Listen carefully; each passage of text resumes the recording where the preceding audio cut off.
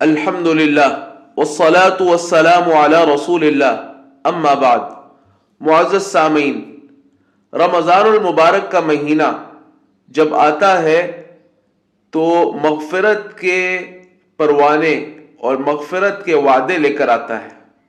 معزز سامعین، رمضان المبارک کے 3 ایسے اعمال ہیں کہ جن میں سے ہر عمل کے متعلق مستقل یہ بشارت موجود ہے کہ جس نے عمل کیا اس کو اللہ سبحانہ و تعالی مغفرت عطا کرے گا، اس کے پچھلے تمام گناہوں کو بخش دیا جائے گا۔ ان میں سے پہلا عمل تو رمضان المبارک کا روزہ ہے۔ نبی کریم صلی اللہ علیہ وسلم نے ارشاد فرمایا کہ من صام رمضان ایمانا واحتسابا غفر له ما تقدم من ذنبه، یعنی جس شخص نے رمضان المبارک کے روزے رکھے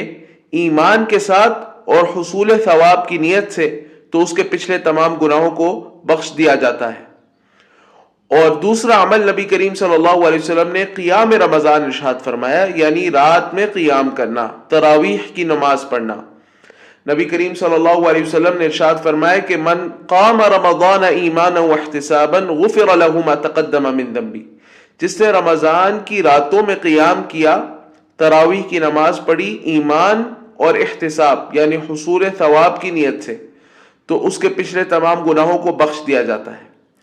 اور تیسرا عمل نبی کریم صلی اللہ علیہ وسلم نے قیام لیلۃ القدر ارشاد فرمایا کہ لیلۃ القدر کی رات میں قیام کرنا۔ نبی کریم صلی اللہ علیہ وسلم نے فرمایا کہ من قام لیلۃ القدر ایمانا واحتسابا غفر له ما تقدم من ذنبه، جس نے لیلۃ القدر کی رات میں قیام کیا ایمان اور حصول ثواب کی امید میں، تو اس کے پچھلے تمام گناہ معاف کر دیے جاتے ہیں۔ معزز سامعین، یہاں پر میں ایک بہت ضروری تنبیہ کرنا چاہتا ہوں جو تراویح کی نماز سے متعلق ہے۔ یہ بات دیکھنے میں آتی ہے کہ بعض لوگ رمضان کی کچھ راتوں میں تو بڑے اہتمام سے تراویح کے لیے آتے ہیں، لیکن کچھ راتوں میں سستی اور غفلت کا شکار ہو جاتے ہیں۔ تو جان لیں کہ وہ لوگ جو بعض راتوں میں تو قیام کرتے ہیں لیکن بعض راتوں کے قیام کو چھوڑ دیتے ہیں، ان لوگوں کو اس حدیث میں بشارت نہیں دی گئی،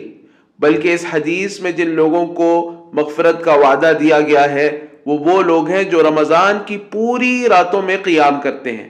اور عمدن قصدن کسی ایک رات کا بھی قیام ترک نہیں کرتے، اس لیے کہ حدیث کے الفاظ ہیں من قام رمضان، اور رمضان تو پورے مہینے کا نام ہے، جس نے رمضان کا قیام کیا۔ یہ بالکل اسی طرح ہے کہ جو روزے رکھنے کی فضیلت ہے اور روزے رکھنے پر جو مغفرت کا وعدہ ہے وہ پورے مہینے کے روزہ رکھنے کے بارے میں ہے۔ اگر کوئی شخص 1 یا 2 دن کا روزہ رکھ لے یا 10 دن کا روزہ رکھ لے اور 10 دن کا چھوڑ دے اور پھر 10 دن کا روزہ رکھ لے تو ایسے شخص کو غفر له ما تقدم من ذنبه والی فضیلت نہیں حاصل ہوگی۔ اسی طرح جو شخص بعض راتوں میں قیام کرے اور بعض راتوں میں قیام کو چھوڑ دے اور عشاء کی نماز پڑھ کے بس سو جائے